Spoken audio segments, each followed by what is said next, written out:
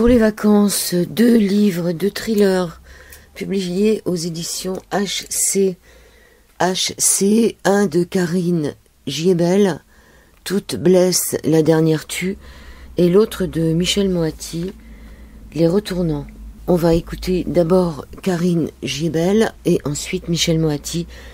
Et bonne lecture à vous si vous prenez ces livres pour vous faire très peur pendant les vacances. Bel été à vous.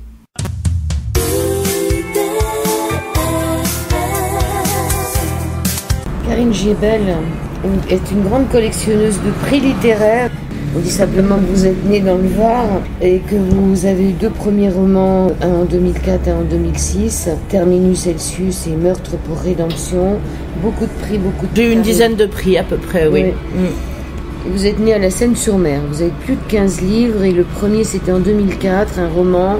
En 2004 vous faites des romans, des nouvelles, des recueils. Le dernier s'appelle Toute blesse, la dernière tue, aux éditions Belfond. Ce livre fait exactement 736 pages et c'est à tout juste si j'ai pu dormir, c'est-à-dire m'arrêter de le lire. Comment vous faites ? Eh ben, j'ai pas de méthode particulière en fait, c'est-à-dire que je ne fais pas de plan. Donc je pars là, pour le coup, je suis partie d'un thème qui est l'esclavage moderne, sur lequel j'ai beaucoup enquêté. Et ensuite, je crée mon personnage principal ou mes personnages principaux et je me lance dans l'écriture. Et c'est au fil des chapitres, au fil des pages que l'histoire va se construire. Donc c'est l'énergie de l'écriture qui me porte. Et en fait, donc c'est pas une vraie méthode, mais c'est comme ça que je travaille depuis le début. Et donc il y a beaucoup, c'est une aventure à chaque fois. Voilà, je pars à l'aventure. Et puis il y a du suspense pour moi aussi, puisque je ne sais pas, je ne connais pas la suite du livre. Est-ce que vous êtes vraiment parti à l'aventure, parce que finalement vous remerciez l'OSEM, l'Organisation internationale contre l'esclavage moderne, et sa présidente Nagam Kriegvahabi, qui est à Marseille. Parce que finalement, elle vous a donné quand même des conseils. Ça veut dire que vous êtes penché sur le sujet. Ah oui, quand je dis je pars à l'aventure, sur la construction de mon histoire, c'est-à-dire tout ce qui est finalement suspense, etc., rebondissement. Mais sur le fond du livre, c'est-à-dire le thème de l'esclavage moderne, par contre, j'avais mené une enquête très très poussée, et notamment avec l'aide effectivement de l'OICEM et de sa présidente, pour que mon livre soit réaliste sur ce thème-là. C'est-à-dire que quand on décide d'aborder un thème comme celui-ci, je pense qu'il faut qu'on sache de quoi on parle. Et sur l'esclavage moderne, effectivement, il faut savoir que beaucoup de choses qui arrivent à mon héroïne Tama, ce sont des choses qui sont basées sur des témoignages. Donc c'est malheureusement assez réaliste. Donc Tama, c'est une petite fille qui a 8 ans au départ et qui perd sa maman, et qui est le papa la confie à des personnes pour l'emmener en France pour faire son éducation. Tout à fait. Paye pour que sa gamine ait une bonne éducation, et c'est pas du tout comme ça que ça se passe. Bah non, malheureusement, lui il pense qu'en confiant Tama effectivement à une femme qui va rentrer en France, et qui lui dit mais voilà, en France elle aura une bonne éducation, elle ira à l'école, etc. Et en fait non, en France elle va servir d'esclave dans plusieurs familles. Et en premier lieu dans une famille franco-marocaine qui a 4 enfants. Et voilà, elle va devenir une esclave, c'est-à-dire qu'elle fait tout. Elle s'occupe des enfants, elle s'occupe de la maison, elle s'occupe de la cuisine, de la lessive, du ménage, de tout. Et elle ne sort jamais. Et elle ne sort jamais, puisqu'il ne faut pas du tout qu'on sache évidemment qu'elle est là. Mais donc ça, c'est vraiment des choses qui peuvent arriver en France. Tout à fait, oui. C'est des choses qui existent en France. Et vraiment, on ne le sait pas. Et c'est vrai que quand j'ai mené mon enquête, j'ai décidé de partir sur l'axe, parce que l'esclavage moderne, c'est large. J'ai choisi l'axe de la servitude domestique parce qu'on en connaît très peu. Effectivement, les premières réactions que j'ai des lecteurs suite à la lecture de ce livre, on ne savait même pas que ça existait. Donc je trouve que c'est important d'en parler. C'est-à-dire, on le sait pour des femmes plus âgées, c'est-à-dire des femmes qui n'auraient pas de passeport et qui se retrouveraient coincées dans des familles, mais pas pour des enfants. En fait, ce sont souvent les mêmes, c'est-à-dire qu'elles ont commencé comme ça enfants, puis après, elles peuvent continuer jusqu'à l'âge adulte. Donc ça existe pour des enfants, ça existe pour des adultes, mais ça existe malheureusement, et ça existe oui pour des enfants. Alors si Tama était restée dans cette famille jusqu'à l'âge de 18 ou 20 ans, qu'est-ce qui serait passé pour elle ? Alors ça dépend, quand elles arrivent à peu près à la majorité, parfois on les jette dehors en fait, tout simplement, et pour aller chercher une autre enfant plus jeune, parce que les enfants plus jeunes sont plus malléables, plus facile, je sais pas comment dire le mot, mais on peut les exploiter plus facilement malheureusement qu'une personne qui commence à être plus âgée. Donc il arrive que ces jeunes femmes se retrouvent à la rue, elles n'ont pas de papier, elles sont en situation illégale, et donc si elles ont de la chance, elles sont récupérées par des associations comme l'OICEM, sinon elles peuvent tomber dans d'autres formes d'esclavage comme la prostitution, ou elles peuvent finir dans la rue, elles ont pas les moyens de rentrer chez elles, c'est des situations très compliquées. Alors est-ce que cette association, l'OICEM, a une idée du nombre d'esclaves en France? Non, c'est vrai que j'ai demandé et ils n'ont pas, il y a des statistiques, mais eux ils ont des statistiques par rapport aux signalements qu'ils reçoivent, mais en fait c'est peut-être que la partie immergée de l'iceberg, donc c'est tellement caché, tellement huis clos. Et ça se passe à la fois dans le monde diplomatique, mais dans les beaux quartiers, mais aussi dans les cités défavorisées. C'est ce que j'ai voulu dire dans le livre aussi. Ce n'est pas que dans les milieux aisés. Et donc malheureusement, on n'a pas vraiment de statistiques fiables sur le nombre d'enfants en France qui pourraient être exploités de cette manière.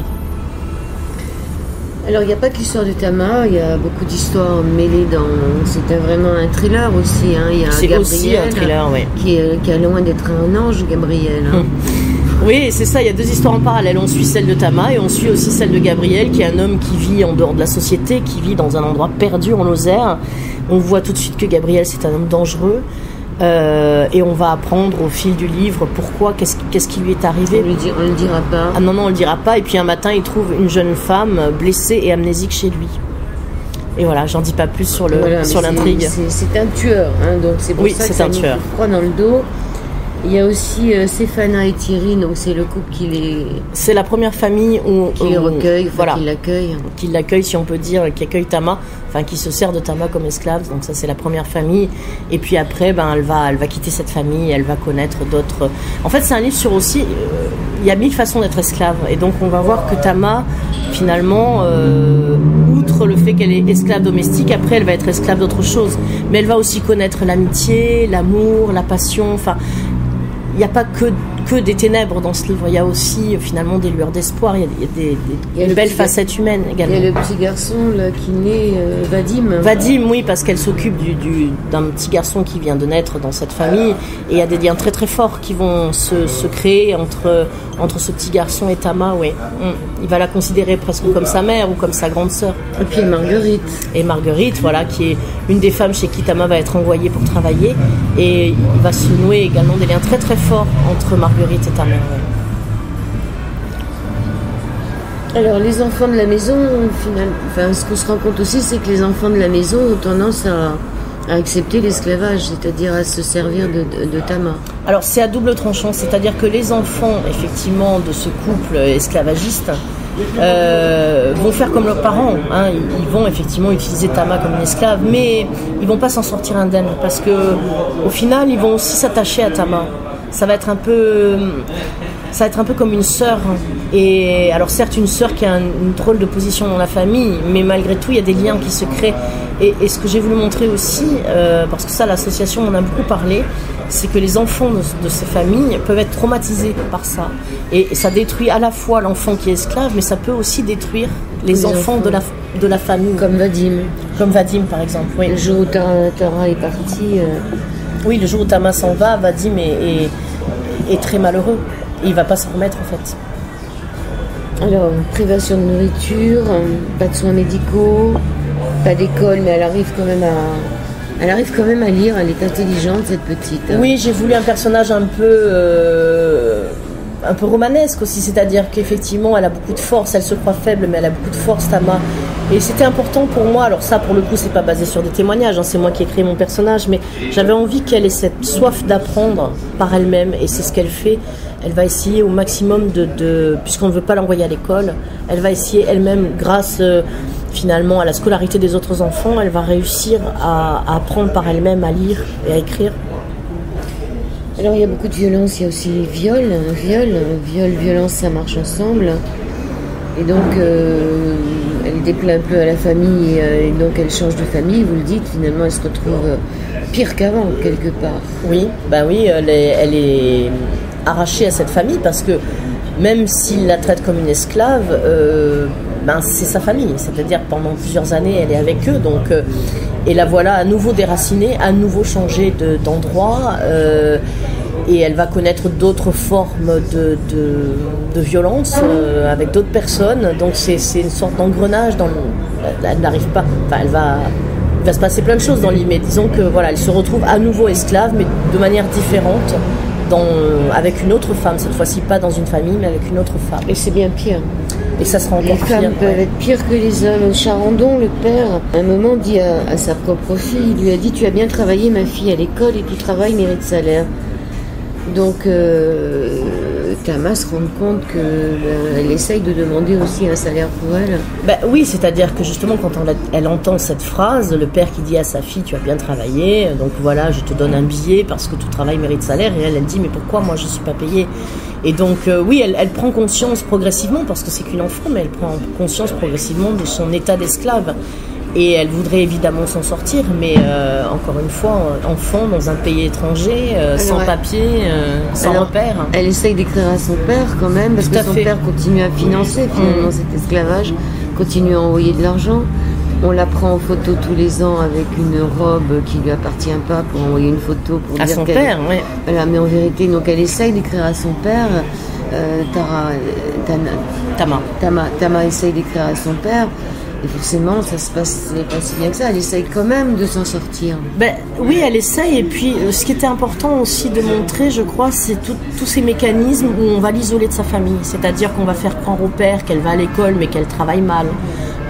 On va essayer de la séparer. Les derniers liens qui peuvent exister avec sa famille d'origine, on va essayer de les couper pour qu'elle soit vraiment isolée au maximum, de façon justement à ce qu'elle n'arrive pas à s'en sortir.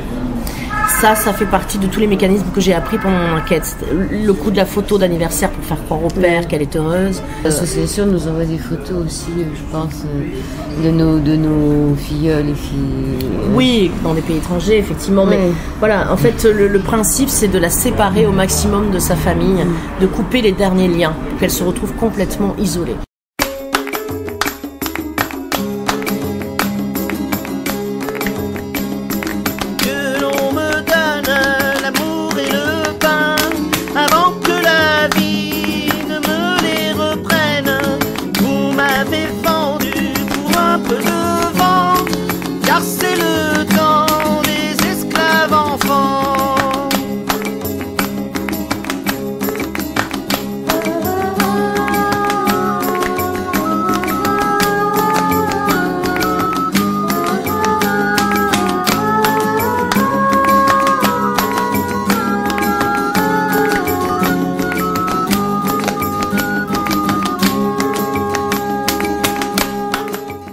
Dans l'association OSEM, vous avez rencontré des gens, des anciens? Alors non, j'ai eu donc de longues conversations avec la présidente de l'association. Elle m'a envoyé beaucoup de témoignages, mais elle a essayé de me faire rencontrer des jeunes femmes qui avaient été esclaves, mais elles ont beaucoup de mal à parler en fait. Et donc aucune n'a voulu me parler directement, ni me rencontrer, mais par contre j'ai lu tous les témoignages qui ont été retranscrits de ce qu'elles ont subi. Mais je n'ai pas pu les rencontrer personnellement. C'est dans votre livre? C'est basé sur les témoignages, donc après c'est modifié, romancé, mais en tout cas la base c'est quand même ces témoignages. Ouais. Je ne sais pas si c'est un roman, c'est plutôt C'est les deux. Et donc la femme qui a créé cette association, elle l'a créée parce qu'elle-même a eu des problèmes? Ah ça je ne sais pas, je ne lui ai pas posé la question. Je crois que c'est une juriste. Je pense pas, mais je n'ai pas osé lui poser cette question sur sa vie. Mais en tout cas, je sais qu'elle défend, avec d'autres personnes, elle prend, elle porte secours surtout à celles qui peuvent s'en sortir. C'est-à-dire que parfois, quand elle a un signalement, elle peut intervenir. Faire intervenir la justice pour les sortir de là en fait, ou les récupérer quand elles sont jetées dehors. Voilà, c'est plusieurs... Oui, il y avait l'histoire des voisins aussi, quand Tama se retrouve justement dans une cité un peu pourrie de banlieue parisienne. Comme elle est frappée, elle fait du bruit et Et celle qui s'occupe d'elle, c'est Stéphana, non? Mejda. Mejda. Celle qui s'occupe d'elle dit au voisin que finalement c'est pas grave, c'est que c'est pas un problème. Oui, c'est-à-dire elle fait croire au voisin qu'effectivement elle héberge une petite nièce qui a des problèmes mentaux, qui fait des crises d'hystérie, etc. C'est pour ça qu'ils entendent des cris. Et les voisins finalement ne cherchent pas plus loin. Oui, mais ça c'est un peu ce qui se passe aussi dans la société. Oui, tout à fait. C'est-à-dire que oui, ok, ils entendent une petite qui crie, mais du moment qu'on leur donne une explication à peu près, on va dire, à peu près correcte pour eux, ils vont pas chercher plus loin. Ils vont pas se poser de questions parce qu'on n'aime pas trop aller voir ce qui se passe chez les autres. Ça, on n'aime pas trop cette ingérence finalement, chacun chez soi, et puis voilà. Ce sont surtout des femmes qui sont mises en esclavage. Alors pour la servitude domestique, oui. Après, il y a d'autres formes de servitude qui peuvent concerner des garçons, mais sur la servitude domestique, ça concerne quand même essentiellement des jeunes femmes, oui. Et pour les garçons, c'est quoi? Alors, ça peut être de la prostitution, du travail forcé ou de la mendicité forcée aussi. Mais dans certaines formes de travail, ça peut être des garçons. Et puis je vous dis, la mendicité forcée, ça peut être des hommes aussi, oui. Parce que ça aussi, ça fait partie de l'esclavage moderne, quand on oblige les gens à aller mendier pour apporter de l'argent. Donc si on voit, par exemple, tout à l'heure, j'ai pris le train, j'ai vu un gamin qui déposait des petits papiers pour demander de l'argent. C'était vraiment un gamin. Qu'est-ce qu'on peut faire? C'est difficile, bien sûr que c'est difficile. Si on le retire de la famille, c'est pas bon. Ça peut être des réseaux, parce qu'en plus, quand c'est la mendicité, ça peut être carrément des réseaux mafieux. Alors, ces enfants-là, on peut essayer de les sortir, ils vont être mis en foyer, mais est-ce qu'ils vont y rester? Voilà, parce que comme ils sont mineurs, de toute façon, on ne peut pas les expulser, etc. On peut essayer de les faire réintégrer leur famille, mais est-ce qu'ils en ont une? Parce qu'on ne sait même pas. Savoir, ils n'ont pas de papier. Voilà, ils n'ont pas de papier, non, ils n'ont pas de papier. Non, ils sont. Et souvent, tout ce qui est mendicité forcée, ce sont des réseaux mafieux là. On voit la mendicité dans le métro, dans les. Bien sûr. Oui, ça fait partie de l'esclavage moderne, justement. Et pourtant, la mendicité est interdite. D'ailleurs, on peut rappeler les déclarations universelles des droits de l'homme de 1948, l'article 4. Vous le rappelez dans votre livre. Nul ne sera tenu en esclavage ni en servitude. L'esclavage et la traite des esclaves sont interdits sous toutes leurs formes. Vous le rappelez, Karine Giebel. Oui, je pense que c'est important de le rappeler. Et en fait, l'esclavage a été aboli. On pensait qu'il avait disparu et donc il était même sorti du code pénal. Puis il a été remis dans le code pénal parce que en 2013, la France a remis l'esclavage dans son code pénal parce qu'il fallait qu'il y ait un arsenal juridique pour les juges aussi. Parce que quand on découvre un cas d'esclavage, il faut bien qu'il y ait un article du code pénal qui le punisse. Or, ça n'existait plus dans le code pénal puisque l'esclavage n'était plus censé exister. Or, voilà, donc depuis 2013, il est remis dans le code pénal. Alors, vous avez des réactions sur ce livre qui vient de sortir? Oui, j'ai des réactions. Alors, la plupart des retours sont quand même très bons. Les gens sont très touchés par le destin de cette petite fille. Ils me disent qu'ils sont étonnés parce que c'est un sujet qu'ils ne connaissaient pas et du coup ça leur donne envie de connaître, d'aller par exemple sur le site de l'association ou d'autres associations, hein, c'est pas la seule association, bien sûr il y en a d'autres. J'ai eu quelques réactions qui me disent mais non c'est pas possible, ça n'existe pas, enfin voilà, des gens qui ne veulent pas croire que ça puisse exister en France. Bon je dirais que là pour ces personnes-là je ne sais pas comment les convaincre, mais en tout cas si j'ai écrit ce livre c'est malheureusement parce que ça existe et que voilà, si ça peut porter un éclairage, ça peut donner une voix à ceux qui n'ont pas le droit de parler, je crois que c'était un peu le but du livre. Je pense que c'est plutôt l'Afrique, non, qui envoie, non? Alors ça concerne l'Afrique du Nord, ça concerne certains pays d'Afrique centrale, ça concerne beaucoup l'Asie aussi, notamment les Philippines. Ah bon? Oui. Alors pour ce qui est mendicité forcée, ça concerne aussi les pays de l'Est. Oui, c'est ce que je me disais. Voilà, mais pour ce qui est servitude domestique, c'est plutôt l'Afrique et l'Est. Ça fait réfléchir. Alors, il y a cette phrase « Toute blesse, la dernière tue, vulnerant hommes ultima necat », c'est ça? Toute blesse, la dernière tue, en latin, c'est effectivement vulnerant omnes ultima necat, et c'est ce qu'on trouve sur les cadrans solaires. Donc c'est toutes les heures blessent, la dernière tue. Et bon, il faut lire le livre pour comprendre pourquoi j'ai choisi cette phrase comme titre du livre. Ça concerne l'histoire de Tama. Oui, c'est beaucoup de blessures. Voilà, mais on le comprendra mieux évidemment en lisant le livre, tout simplement. Alors vous commencez à lire ce livre, dites-vous qu'il vous faut du temps pour arriver à le fermer. Moi je l'ai lu, je crois, en 2 jours, c'est pas mal. Hein. Les gens me disent beaucoup ça. Parce qu'on est obligé de dormir entre deux quand même. En fait, c'est un livre, ils me disent, où pourtant il a beaucoup de pages, mais les gens, une fois qu'ils sont dedans, ils n'arrivent plus à en sortir, ils n'arrivent plus à s'arrêter. Et donc beaucoup de gens me disent qu'ils le lisent en 2 jours, 3 jours, alors qu'il fait quand même 700 et quelques pages, quoi. Alors donc c'est bon signe. Et là, vous partez sur quoi maintenant? Ah ben là pour l'instant j'ai pas attaqué l'écriture du suivant. Il me faut pas mal de temps moi entre 2 romans parce que j'en publie pas un chaque année. Et puis voilà, il faut recharger les batteries. C'est quand même des thèmes qui sont émotionnellement c'est quand même des choses très fortes. Et j'ai besoin de temps entre 2 romans, donc je n'ai pas encore commencé l'écriture du suivant. Oui, parce qu'il y a beaucoup de coups dans ce livre, hein, donc j'espère que vous ne les êtes pas donnés vous-même. Forcément, comme les lecteurs, ce qu'ils vont ressentir, je l'ai ressenti en écrivant, donc oui, et puis pendant que j'ai mené l'enquête aussi, c'était pas facile. Donc ce sont des livres qui quand même demandent... émotionnellement c'est très fort, mais c'est ça qui me plaît dans l'écriture. On n'a pas parlé d'Isri quand même, cette histoire d'amour. J'ai dit que voilà, Tama avait effectivement va rencontrer l'amour, l'amitié, l'amour. Effectivement, elle va rencontrer l'amour en la personne d'Isri. Donc voilà, là aussi, c'est en lisant le livre qu'on va découvrir qui il est. Mais c'est un nouvel enfermement aussi pour elle. Ah oui, elle donnerait sa vie pour lui. Voilà, et c'est un nouvel enfermement, mais finalement dans une histoire d'amour. Donc c'est une autre forme d'enfermement et d'esclavage quelque part. Une très belle histoire d'amour. Et une très belle chute dans votre livre, qu'on ne racontera pas, mais qui nous surprend tous. Et c'est ça qui est intéressant. Je serais curieuse de savoir ce que vous avez publié en ce moment. Écoutez, parce que j'ai pas lu les anciens, mais s'ils sont aussi intéressants que celui-là, j'espère. Vous nous tenez en haleine en tout cas. Vous vous appelez Karine Giebel, Giebel. Toute blesse, la dernière tue, c'est aux éditions Belfond. Vous avez un site internet, quelque chose, non? En fait, c'est les éditions Belfond qui ont un site, et puis il y a une page Facebook également qui me concerne et où on peut retrouver toute mon actualité, toutes mes signatures et toutes les actualités sur le livre. Alors, quelle serait la phrase que pourrait nous dire Tama?